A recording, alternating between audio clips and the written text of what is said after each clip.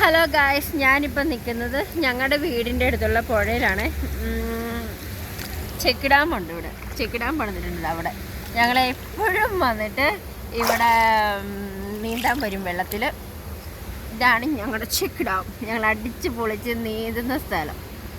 സംഭവം സ്വിമ്മിംഗ് പൂളൊക്കെ മാറി നിൽക്കും അല്ലടി. ഒരുത്തി തണുത്ത് വിറച്ച് നല്ല തണുപ്പുണ്ട്, നല്ല രസമാണ്. സ്വിമ്മിംഗ് പൂളൊക്കെ നമ്മുടെ പുഴയുടെ 7 അയലോക്കത്ത് വരത്തില്ലല്ലോ.